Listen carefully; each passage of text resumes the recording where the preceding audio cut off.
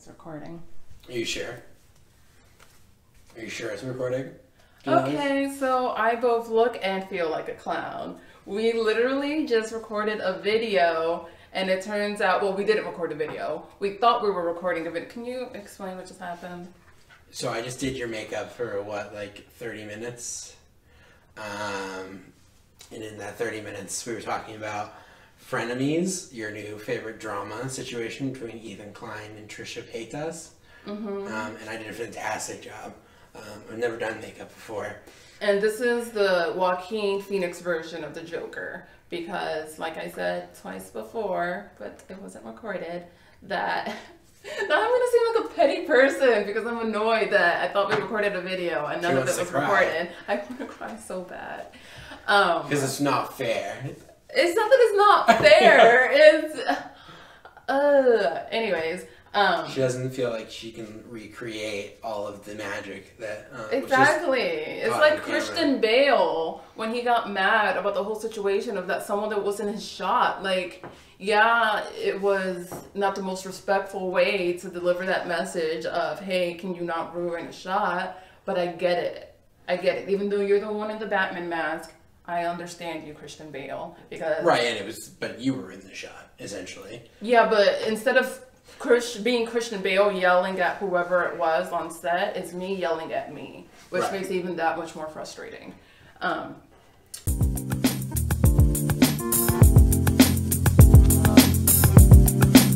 But so we're doing Frenemies as a play on Frenemies. It was gonna be him doing my makeup as well, so it could be also boyfriend doing girlfriend's makeup. But I did it. Everybody can see it. Yeah. I mean, it's not like it doesn't look like you did it. I don't know. Our makeup skills are. I'm not that much better than you, but I get what you're saying. That was ridiculous. I know. I'm just being. Now I'm gonna come off like. Petty? Yeah. Uncomfortable? Yes. Which I guess the real me is showing. Which, I mean, the real me shows through all my videos because I don't only talk about myself in a positive light. I acknowledge my flaws as well. But talking about the whole frenemy situation, I guess since we just talked about it, it would be easier for us to talk about it more concisely. So there's the silver lining of the situation. I'm also not just drawing on your face the whole time. Yeah. So do you want to take the lead or do you want me to take the lead like I did last time? You can take the lead. I think you're in charge. Okay. So we're going to first start off talking about what we initially thought about Ethan and Trisha getting together to start Frenemies. Okay, so I thought it was ridiculous because in his most popular video, that video about... okay, I'm a little paranoid. I'm just going to double check this is still going on. Okay, still going on. Okay, in his most popular video about photoshopping Instagram, he criticizes Trisha Paytas, and she got very upset by it and made like 100 videos of herself crying because she has no shame. And so I was surprised when they got together, but obviously they had chemistry because he was willing to ride through her bullshit to get to the meat of her value. Yeah, because when you told me about the show, I was confused by it because I only knew about Trisha and the negative light that the vlog squad painted her in, but also of the videos of her crying on the floor. And I thought, that's strange. The milk spilled. She literally cries over spilled milk. Yeah, like I was just like, that's kind of a strange video to put out there. Like, I personally wouldn't do that, so because I couldn't understand with it. I couldn't understand where she was coming from. I have to admit, I was a little judgmental on that aspect. So I was more hesitant to watch Frenemies, but I don't know if I would say I'm a strong fan of Ethan's, but I do like some of his videos. But I do think sometimes Ethan can have a very negative tone. And I think the same way that you pointed out that Ethan balances out Trisha, Hila definitely balances out Ethan and like lifts him up from that negativity. So you made a comment before about Trisha, about Ethan not wanting to stoop down to Trisha's level. Right. Do you want to talk about that again? Yeah, I mean, well, you're talking about when they broke up. Okay, you're right. I'm skipping ahead. Yeah. First, now let's talk about the dynamics of when they were actually doing this show. You you were saying that you thought it was like a cancel culture podcast. It is. It was. I'm not a. It's not a political statement, right? Like I'm not saying cancel culture is good. I'm not even saying cancel culture even really exists. But the idea of it, if you're going to make a podcast like involved in cancel culture, a cancel culture podcast, it would look like Frenemies. It's just a call out podcast. But then you also made the comment that they're not just calling out. They don't just call random out people. Everybody. No, yeah. They don't. They don't. They call out mainly their enemies, people that they have perceived to have wronged them in the past, or even if it's real or not. Even like in Dobrik's. Trisha talks about Dobrik a lot. Probably did wrong her in a way. It's impossible to be around her for 30 minutes and not wrong Trisha Paytas, though, and that's evident by them breaking up. Yeah, because there is validity in what they say a lot of the times, but for me, I feel like the line is very blurred between them making valid comments and speaking for people that they feel like don't have voices, and just going after people because it's revenge. So maybe that's the play on Frenemies, like the title of it. The thing is, like I said before, she has a lot of empathy, because she, in her head, has had a lot happen to her, but she has no sympathy, right? If something that is not happened to her happens to somebody else, she's not going to have the same reaction. That is true. And that's not better or good or anything. Like, there's no way to spin it. Trisha Paytas is a bad person. And then to tag along with that, well, first I'll just go ahead and tag along.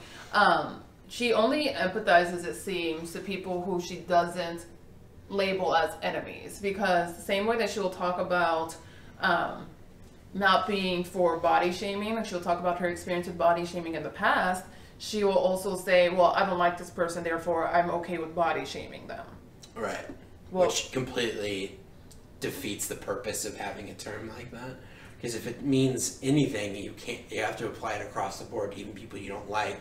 You can't sink to that level, because it doesn't mean anything if you're just willing to do it to people you don't like. And then, so I watched a bit of more episodes than you did of Frenemies. Can you explain why? Watch her talk, because she talks with the least amount of charisma I've ever seen in a person. She just spews her baloney all over the place, and then something I don't get why you enjoyed it. I enjoyed watching the dynamic of Ethan and Trisha a lot, and I do identify with the fact that she was giving a voice to victims of situations, because she has been victimized a lot in her past, or traumatized. Even if people, want to put that up for debate, she does feel that way, and at some level, I don't know, do you think that should be respected if someone feels victimized? I mean, I think the paras are really good, Like, people who need paras should have them. But I don't want to watch that relationship grow on a show where you're just shitting on people. That's what that relationship is. He's like her para. He takes care of her. He keeps her in check. He watches her while she spirals and goes, hey, I think you're having a moment and everything. Because she needs constant bodyguards. She needs people that are constantly around her to make sure she's not either saying something ridiculous, doing something ridiculous, shooting shots at people that don't deserve it, because she's out of control and she's unhealthy, and she's not willing to even change. Because if she was a change, it would take away all of the interesting facets of her personality. Well, so that's the negative side of Trisha. But she did have value of the show when there were times that she would explain situations from like the victim's side. Like with the Jake Paul situation, she talked about what she felt like she would talk for the victims. Should we talk about Jake Paul specifically? I don't know. Here's the thing. Like, who doesn't know that Jake Paul's a piece of shit? True, but that still doesn't make him treating people wrong okay. So the point that I'm trying to say is it's easy for people to like discount people who have negative experiences for known assholes by saying, well, he's obviously an asshole, like why would you put yourself in a situation where you're alone with him? But at the same time, is that not victim blaming? No, what I meant is nothing she does, none of the words that they ever came out of their mouth does anything to affect Jake Paul's bottom line. All it does is capitalize off of the drama of Jake Paul, and if anything, is add to his stardom. Okay, so are you saying like you don't think she would advocate for someone if there was no personal gain for her? Right, why would they talk about somebody on the show that doesn't get views? Oh, okay, I see what you're saying. Right, like there's no chance that whatever they say on Frenemies actually has an effect on someone's life, right? True. Like that's what they don't. I mean, I'm sure someone understands. I'm sure maybe Ethan understands it. Is those people don't care what they have to say. They might not like them, but they are so far above them in the zeitgeist that it doesn't even matter what they say. Because so all you're doing is just profiting off of drama, which is fine, which is what you're doing. But don't act like this higher, superior But person. I would disagree a little bit, because I would think that Trisha... Well, I mean, sometimes people discredit her because of the reputation that she has, which, you know, some of it she's earned herself. I don't think it was just all put on her. But at the same time, she does offer up a viewpoint that I think could help people have a better understanding of what it feels like to be victimized, or what it feels like to go through trauma. It's just, I feel like her message gets drowned out in the noise of the way she chooses to present herself. And when I say that, I don't mean appearance-wise is what I'm trying to say, but how she presents herself as a personality. Right, because she is trying to make her victimization and an identity. Yes. And hide behind the labels that trauma has presented herself in her mental illnesses. Yes. Right? Like, she's not somebody that's going to sit down with a therapist and work on herself and try to get better, because if you get rid of that piece of Trisha, you get rid of the value that she brings to her job. But that's where I disagree. I feel like if she bettered herself and got rid of the toxic traits that you're talking about, where she wouldn't need Ethan or a para, as you call it, she does have a lot to say that it is valuable. Like, when she does speak up and say, like when they were talking about the Jake Paul situation on Frenemies, and they also talked about the situation that happened on David Dobrik's blog. I forget the guy's name, which I wouldn't even want to promote him anyways. Well, I guess I just said Jake Paul. But anyways, that sexual situation, I don't want to take away from the seriousness of it. She did offer up what she thought it would have been like to be in that person's shoe, that a lot of people were just kind of dismissing because they sided with David Dobrik, or they dismissed because, well, Jake Paul is a known asshole, like, what's new? Yeah, that might not be a surprising thing to believe, but it doesn't take away from the seriousness of what happened. Well, but the problem is that she has created this personality and this persona for herself, that when she says stuff like that, it falls on empty ears because of who it's coming from. Mm-hmm. That's why I think, like, if she truly did work on herself, maybe... yeah. Are we still going to end with the same question? Sure. Or should we talk about that question a little bit? Or do you think the video is getting too long? No. Okay. So, I normally end my videos with asking a question that I feel... Can you summarize what I'm trying to say? That you want people to respond to in the comment section, that I really, yeah, I like a perspective that I really am interested in hearing what people have to say on. And for the video I thought we recorded, I asked Drew to come up with the question, and he actually came up with a really good question. Not that I'm surprised, but he really did. Should be surprised. I shouldn't be here. I am, blinking SOS. I'm kidnapped at the moment, but. No, is there a course correction that Trisha could take to, like, redeem herself? What do you think? And before, a quick disclaimer, should I make a disclaimer about the makeup brands? No. Who cares? Okay, I'll take that part out. These are tested on animals. I swear, only animals. Okay, I don't, just in case I don't edit it out, I just want only to say... cute ones, not like naked mole rats. It's like dogs and cats. Okay, he's just being himself. joking and stuff. But the brands that I use, these are just brands that I've had because they were on sale. There's no, like, I get some of them are attached to controversy, so this is not Why? I'm not gonna talk. Well, really? You made me use controversial makeup? I am so taken advantage. Because I don't want to take away from the seriousness of what's going on with it. Cancel. I hope you're on Frenemies next week for using bad makeup. I don't know, but is that wrong for me to finish up using the makeup of someone who is infamous for... Oh! Yeah. James Charles. I didn't know that. So it really was like super on sale. But that's such a good excuse. And this was before the controversies happened. I don't know. I feel like I'm trying to excuse away. Nobody would have known. You can literally cut this and they won't know because it's just a piece of black. You can't even see it. But then is that me being transparent? Because I say it a lot on my channel. I'm very transparent. This seems overly transparent. Okay, so I'll take it out. So do you want to repeat the question? Sure. Should we test these on animals? No. No, repeat the question. We have a Great Dane who's got nice eyes.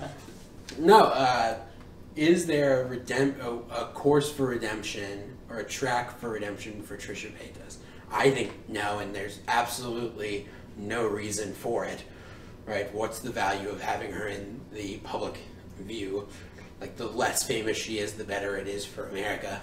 I think it would be amazing if she really just took some time for herself, like stayed away from social media, and actually sought out the help that would benefit her as a person. She should go see the monk in Ace Ventura. Whatever. If it means, inpatient therapy or whatever, but like taking the steps, because whenever she talks about the traumas and things that she dealt with in the past, like, there's a lot of validity in what she's saying that she experienced, and whether you want to argue that it's her fault or whatever, it doesn't take away from the fact that she has experienced trauma, and she's obviously someone with a mental illness that needs help. And I feel like if she took that seriously, took bettering herself seriously, that could be, it can... So first I would like to say, there's someone in my past that I was friends with that reminds me of Trisha, and there is someone in your past that reminds me of Trisha. It would be like if they got help, like if they were watching Trisha and they see Trisha get help, maybe they'd be able to identify with, oh my gosh, I used to be like Trisha. Trisha has come a far way. Maybe I can better myself too. Because the same way that Trisha's being dismissed, I'm sure the people that we know get dismissed too, because people think they're too much to handle, they're too much of a mess. But even if you want to argue that that is true, that those people are too much to handle or too much of a mess, it doesn't take away from the fact that they would benefit from help. It's just the people in their lives are probably not qualified to offer up that help. And, if you're a normal person like myself, you just don't have the desire to put your energy to helping people like that. But they're still people, right? Yeah, No, I get that. Like, I'm not saying that everyone should take it upon themselves to fix other people, but there are qualified individuals in the world, or there are resources that they could benefit from. Yeah, and the problem is that these people will put themselves in places that only feed their narcissism, like Demi Lovato's, like little place that she went to that has just been telling her to just, do everything that she does to make herself seem better, or like more, like to excuse all of her behaviors. Which I have a video where I discuss, what's the title? Demi Lovato is monetizing her struggle, where I do talk about my viewpoints that Drew is sharing his on right now, where I expand on my own take on it.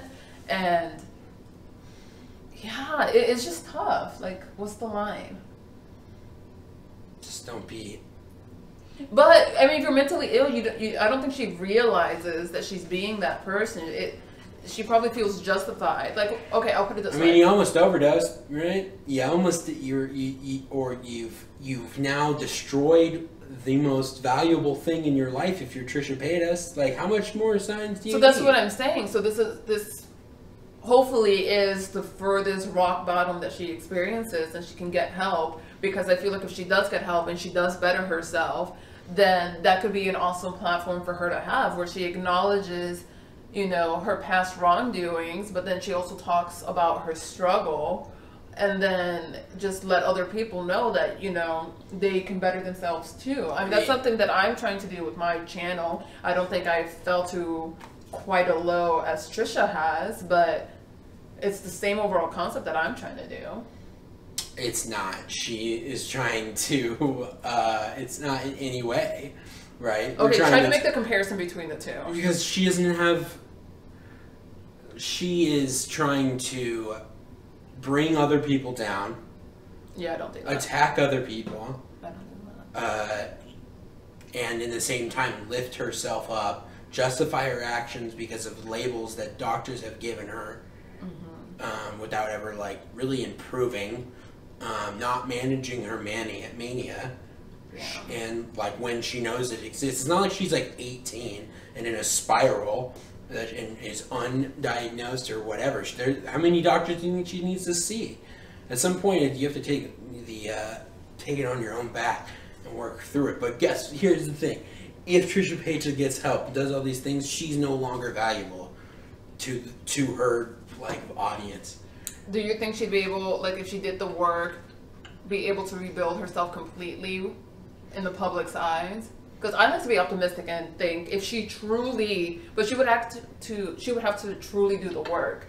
Because I feel like if she faked doing the work, it would be kind of transparent, and then people would be that much put off. And then I don't know if she would be able to come back if she fakes doing the work. Majority of her audience hate watches her in the first place. All she has to do is stay out of the limelight for 3 months and then make ridiculous videos over and over again, and it will get back up. Like, again, I just don't think that her fixing herself would place her higher in, like, she's not going to be Oprah, right? She's not going to be on daytime TV. Unless she's on, like, some crazy thing like Springer or something like that. That's her market. That's her audience. So you don't think she could completely reinvent herself? No. Because I think if you take that away, if you take the lunacy, the absolute, like, out of this world, like, when Ethan's looking at it, like, I don't know what to do, you're kind of just in a spell at the moment. If you take that away, like, that just takes away a lot of the interesting parts of her. I just realized I haven't really looked at you a lot. I've been looking, like, forward at the camera. Okay. Well, should we finish this up? Yes. So we already talked about the question that we normally, whatever. Do you want to ask a question? We just did it. No, we're gonna ask a new question. Oh. Okay, so no, I guess we don't have to ask a new question. So we gave our take. You buy James Charles. Okay, so do you want to close out by saying we gave our? Okay, so I'll just say it. We gave our take on the question, and now we're gonna flip it over to you and ask you. The same question? Yes, repeat the question. You want me to say it again? Yes. Wait, which one? The closing question. Do you think there is a road for redemption for Trisha Paytas? Let us know in the comments. That was a mess. Oh my god. No. It didn't record. You're lying. Can you imagine? Twice. I would be done.